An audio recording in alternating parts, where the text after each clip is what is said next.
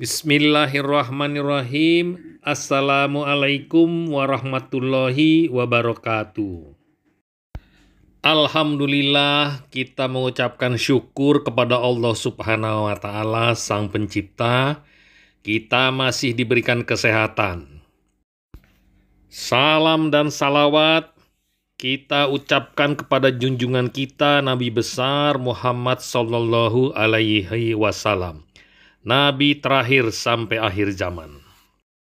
Sahabat yang budiman, kita sekarang membahas apa-apa saja yang termasuk syirik. Salah satunya adalah memakai jimat. Allah Subhanahu wa Ta'ala adalah zat yang memberikan manfaat dan mudarat. Kalau Allah menghendaki untuk memberikan manfaat kepada seseorang, maka tidak akan ada yang bisa mencegahnya.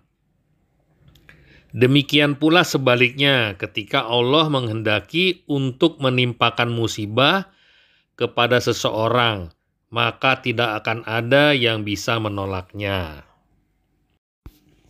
Keyakinan tersebut melazimkan kita sebagai seorang muslim untuk hanya bergantung kepada Allah Subhanahu wa Ta'ala semata, dan merasa cukup dengan Allah di dalam usaha mendapatkan manfaat dan menghindari mudarat, seperti dalam mencari rezeki, mencari keselamatan, kesembuhan dari penyakit, dan lain-lain. Serta tidak bergantung sekali-kali kepada benda-benda yang dikeramatkan seperti jimat, wafak, dan yang sejenisnya. Rasulullah Shallallahu Alaihi Wasallam mengingatkan, barang siapa yang menggantungkan tamimah, yaitu jimat yang semisalnya, maka sungguh dia telah berbuat syirik. Hadis riwayat Ahmad, disahihkan oleh Syekh Al-Albani. Apabila seseorang meyakini bahwa barang tersebut adalah sebab saja, maka hal itu termasuk syirik kecil, karena dia telah menjadikan sesuatu yang bukan sebab sebagai sebab. Padahal yang berhak menentukan sesuatu sebagai sebab atau tidak adalah zat yang menciptakannya, yaitu Allah. Perlu diketahui bahwa dosa syirik kecil tidak bisa disepelekan, karena dosa syirik kecil tetap lebih besar daripada dosa-dosa besar, seperti dosa zina, dosa membunuh, dan lain-lain. Kemudian, apabila seseorang meyakini bahwa barang tersebut dengan sendirinya memberikan manfaat dan memberikan mudarat, maka hal itu termasuk syirik besar yang mengeluarkan seseorang dari Islam. Selanjutnya adalah mencari barokah. Barokah adalah banyaknya kebaikan dan langgengnya. Allah Subhanahu wa Ta'ala adalah zat yang berbarokah, artinya zat yang banyak kebaikannya. Allah Subhanahu wa Ta'ala berfirman, dialah Allah yang banyak barokahnya, Rabb semesta alam. Quran Surat Al-A'raf ayat 54. Allah jugalah zat yang memberikan keberkahan atau kebaikan kepada sebagian makhluknya, sehingga makhluk tersebut menjadi makhluk yang berbarokah dan banyak kebaikannya. Allah Subhanahu wa Ta'ala berfirman, sesungguhnya rumah yang pertama yang diletakkan bagi manusia untuk beribadah adalah rumah yang ada di Mekah, yang berbarokah dan petunjuk bagi seluruh alam. Quran Surah Ali Imran ayat 96. Ka'bah diberikan barokah oleh Allah Subhanahu wa Ta'ala, dan cara mendapatkan barokahnya dengan melakukan ibadah di sana. Allah Subhanahu wa Ta'ala berfirman, sesungguhnya kami telah menurunkannya, yaitu Al-Quran pada malam yang berbarokah. Sesungguhnya kami memberi peringatan. Quran Surat Ad-Dukhan ayat 3. Malam Lailatul Qadar adalah malam yang berbarokah, Cara mendapatkan barokah dan kebaikannya adalah dengan melakukan ibadah di malam tersebut. Seorang ulama berbarokah dengan ilmunya dan dakwahnya. Cara mendapatkan berkahnya dan kebaikannya dengan menimba ilmu darinya. Di sana ada barokah yang sifatnya zatiyah, yaitu zatnya yang berbarokah, di mana barokah seperti ini bisa berpindah. Barokah jenis ini hanya Allah Subhanahu wa Ta'ala berikan kepada nabi dan rasul. Oleh karena itu, dahulu para sahabat Nabi Shallallahu Alaihi Wasallam bertabaruk dengan bekas air wudhu beliau, rambut beliau, keringat beliau, dan lain-lain. Sepeninggal beliau Shallallahu Alaihi Wasallam, mereka tidak lagi melakukannya terhadap Abu Bakar dan Umar dan para sahabat mulia yang lain. Hal ini menunjukkan bahwa ini adalah kekhususan para nabi dan rasul. Meminta barokah hanya kepada Allah Subhanahu wa Ta'ala dengan cara yang disyariatkan. Adapun meminta barokah dari Allah Subhanahu wa Ta'ala dengan sebab yang tidak disyariatkan, seperti mengusap dinding masjid tertentu atau mengambil tanah kuburan tertentu dan lain-lain, maka ini termasuk syirik kecil. Menyembelih untuk selain Allah termasuk syirik besar. Menyembelih termasuk ibadah yang agung di dalam agama Islam. Di dalamnya ada pengagungan terhadap Allah Subhanahu wa Ta'ala, Rabb semesta alam. Di antara wujud cinta kepada Allah Subhanahu wa Ta'ala adalah dengan mengorbankan sebagian harta kita untuknya, seperti ibadah kurban di hari raya Idul Adha, akikah, dan hadyu bagi sebagian jamaah haji. Allah Subhanahu wa Ta'ala telah memerintahkan kita menyerahkan ibadah mulia ini hanya untuknya semata. Sebagaimana firman Allah Subhanahu wa Ta'ala, maka sholatlah dan menyembelihlah untuk Tuhanmu. Al-Quran Surat Al-Kautsar ayat 2. Barang siapa yang menyerahkan ibadah menyembelih ini untuk selain Allah dalam rangka mengagungkan dan mendekatkan diri kepada selain Allah, baik kepada nabi, wali, jin, atau selainnya, maka dia telah terjatuh di dalam syirik besar yang mengeluarkan seseorang dari Islam, membatalkan amalan, dan terkena ancaman laknat dari Allah Subhanahu wa Ta'ala. Hal ini sebagaimana sabda Nabi Shallallahu Alaihi Wasallam, Allah melaknat seseorang yang menyembelih untuk selain Allah. Hadis riwayat Muslim. Makna laknat adalah dijauhkan dari rahmatnya.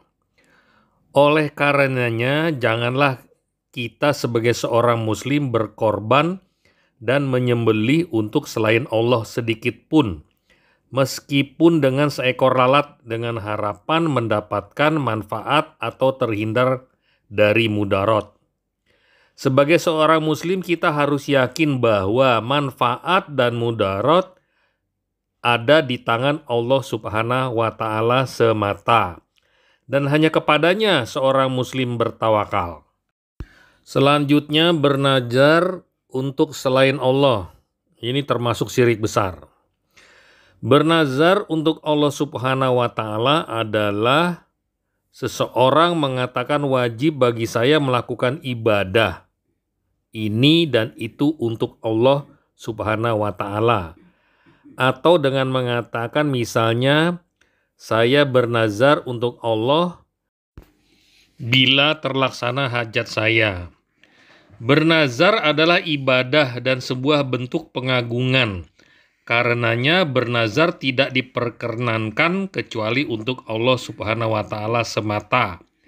Seperti orang yang bernazar untuk berpuasa 1 hari bila lulus ujian, atau bernazar untuk Allah akan mengadakan umroh bila sembuh dari penyakitnya, dan lain-lain.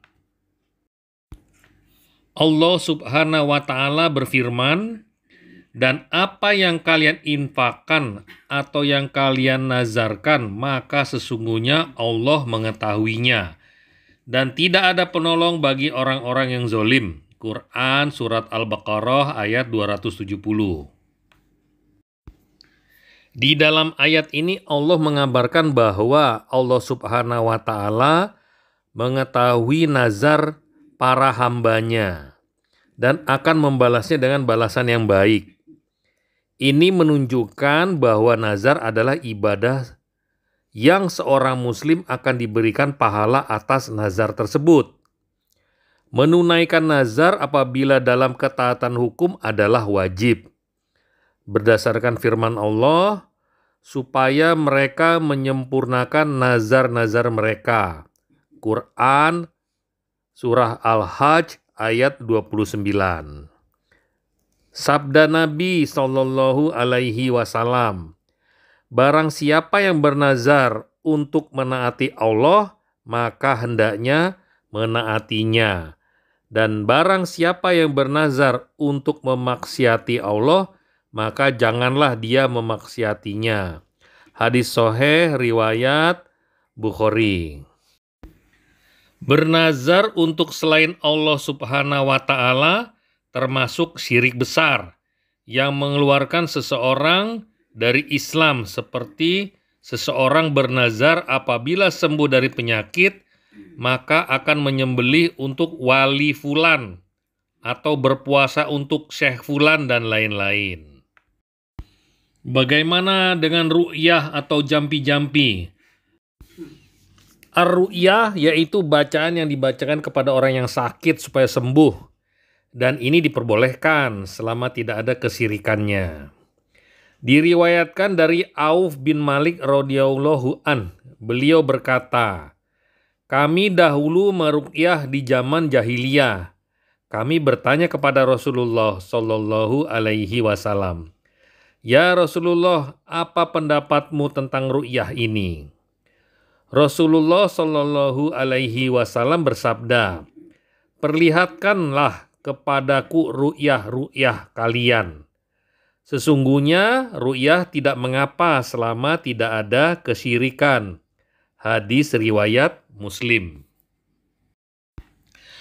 Ruqyah yang tidak ada kesyirikan adalah seperti ruqyah dari ayat-ayat Al-Quran, dari doa-doa yang diajarkan Nabi Shallallahu Alaihi Wasallam, dan ini lebih utama atau dengan doa-doa yang lain yang diketahui kebenaran dan maknanya, baik dengan bahasa Arab maupun dengan selain bahasa Arab.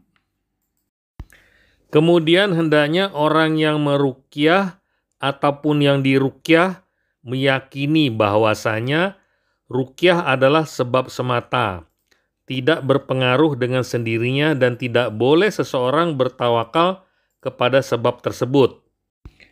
Seorang muslim mengambil sebab dan bertawakal kepada zat yang menciptakan sebab tersebut, yaitu Allah Subhanahu wa Ta'ala. Ruqyah yang mengandung kesyirikan adalah jampi-jampi atau bacaan yang mengandung permohonan kepada selain Allah Subhanahu wa Ta'ala, baik kepada jin, wali, atau selainnya. Biasanya disebutkan di situ nama-nama mereka. Tidak jarang jampi-jampi seperti ini dicampur dengan ayat-ayat Al-Quran atau dengan nama-nama Allah Subhanahu wa Ta'ala, atau dengan kalimat yang berasal dari bahasa Arab dengan tujuan untuk mengelabui orang-orang yang jahil dan tak tahu. Ru'yah yang mengandung kesyirikan telah dijelaskan oleh Rasulullah Shallallahu Alaihi Wasallam di dalam sabda beliau, "Sesungguhnya jampi-jampi, jimat, dan pelet adalah syirik." Hadis riwayat Abu Daud, Ibnu Majah, dan disahihkan oleh Syekh Al-Albani. Sekian dulu sahabat, sampai ke video selanjutnya dengan topik yang lain.